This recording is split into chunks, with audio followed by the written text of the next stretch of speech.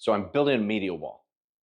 I've cleared out the room, framed a bump out, and got the drywall installed.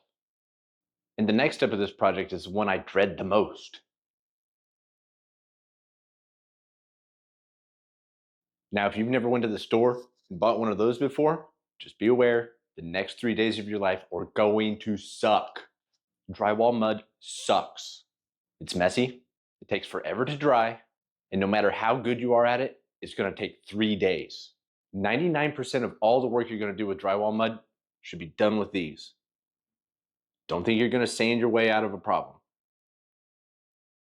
Probably not this one. This one's really big. I left my 6-inch in storage. This is a drywall sanding sheet. And if you think you're going to need a bunch of these, you are doing it wrong.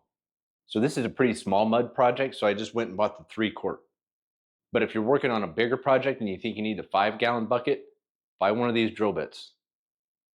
Put this on your drill, stir the mud. Now, when I buy the 5-gallon bucket, I usually have to add like 8 to 10 ounces of water, stir it up, and it comes out a little better consistency. There's no need to go out and buy some industrial powered drill. Works fine with this little 20 volt. Now, I learned the hard way. If you're stirring up a big bucket of mud with this, don't let this hit the bucket. If this hits the side of the bucket, you're going to find a bunch of little plastic hairs in your mud. It's going to screw everything up all day for the rest of as long as you have that bucket. Now, we've covered most of the prep work. Let's go over some key rules that are going to make this process go a whole lot smoother.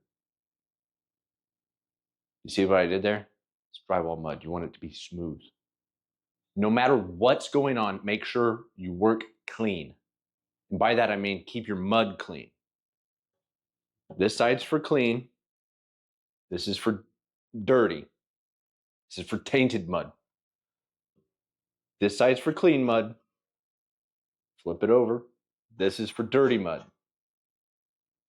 By dirty mud, I mean if anything gets in the mud. If you get any dust in the mud, put it on the dirty side. If you get a dog hair in the mud, put it on the dirty side. If a bug falls in the mud, dirty side. If you think a piece of dust fell in the mud, dirty side. If there's anything in the mud at all, it goes on the dirty side. It doesn't matter how often you have to. If this has a bunch of dirty mud in it, go clean it out. It's better to clean this out 3, 4, 5, 6, 7 times a day than to try work with dirty mud. I'm going to call this next key to success default motion. After you've applied mud to the wall and you have to clean your knife, every time, clean the front and the back. If a hair or dust gets in this, put it on the dirty side. Clean, dirty. This has to be clean all the time. If this gets too gunked up or this gets too gunked up with dirty mud, take them to the sink, bucket, whatever you got, clean them off. You're not a pro, so take your time. Just make sure everything is smooth every time you put mud on the wall. The more you do it, then you can try to go faster.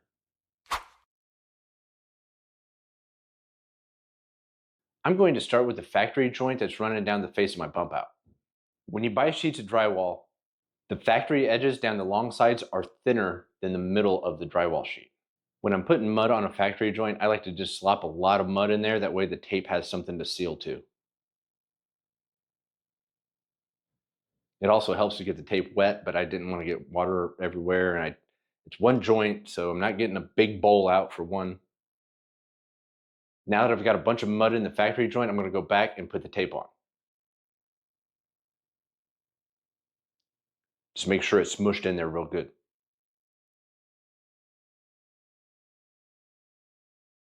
And then I used the knife to make sure everything was good and smooth. Just make sure you don't have any high spots sticking out. Next, I'm going to work on the outside corner. When I'm working with vinyl corner bead, I like to just kind of pile the mud on and then smooth everything out with one cleanup swipe. When you buy vinyl corner bead, you're going to notice that the tip comes out about 2 millimeters further than the rest of it. Creates a little valley for all the mud to go into. So the first day, just pile a bunch of mud on with a 5 or 6 inch knife and then swipe it clean.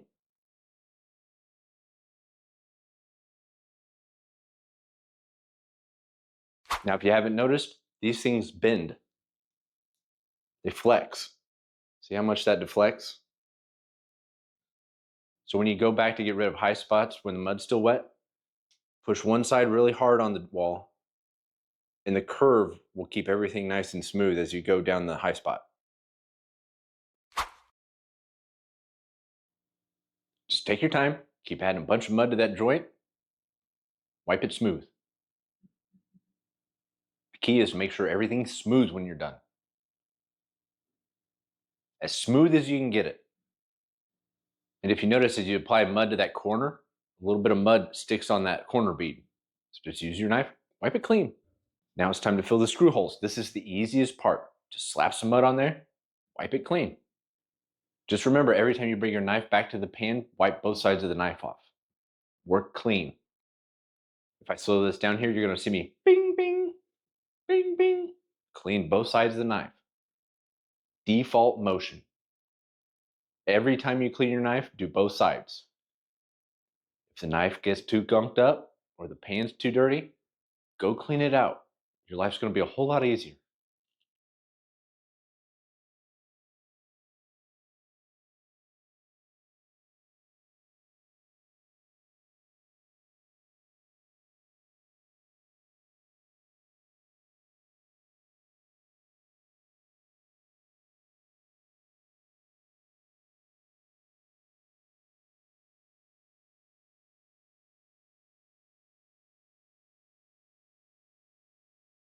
Now this is an outside corner, so you can apply mud to both sides in one day. We're not going to be doing inside corners today because the cabinets are going to hide that joint. And trim is going to hide the joint with the ceiling and the floor. But when you do outside corner joints, you can put mud on both sides in one day. You can't do that with inside corners. You can only do one side of the joint, let it dry, come back, do the other side of the joint. After day one, this is what your wall should look like. So when you come back on day two, use your knife and scrape clean all the mud you applied. Every screw hole, every joint. Just go ahead and scrape it and you'll see all the little high spots flake to the floor. There's no reason to get out the sandpaper. You can clean everything up with a knife. So the idea for day two is the same as day one. Just slap a bunch of mud on each joint and each screw hole and then swipe it clean. The only difference is you already have mud in there, so you can only apply a little less mud. I still advise working slow, making sure you're working clean both sides of your knife. If everything gets too dirty, go wash everything off, get new mud. The more you do it, try to do it a little faster. After day two, this is what your wall should look like. Now, the idea of day three is the same as day two.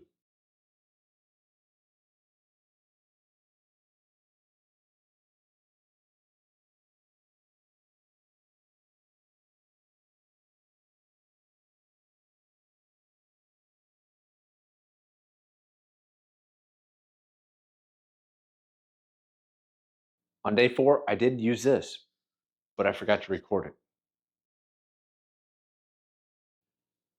I don't know about you, but it always takes me 2 coats of paint every time I do it, even if the can says paint and primer.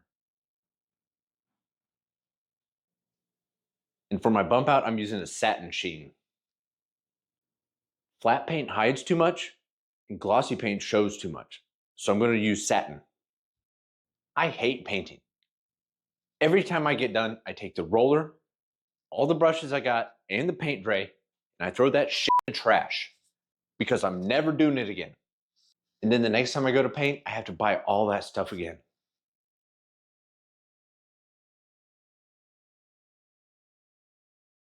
You just watch me do it. Get up and do it yourself.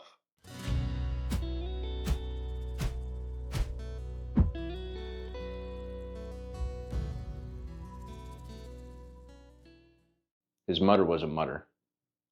His fodder was a mutter. His mutter's mutter was a mutter.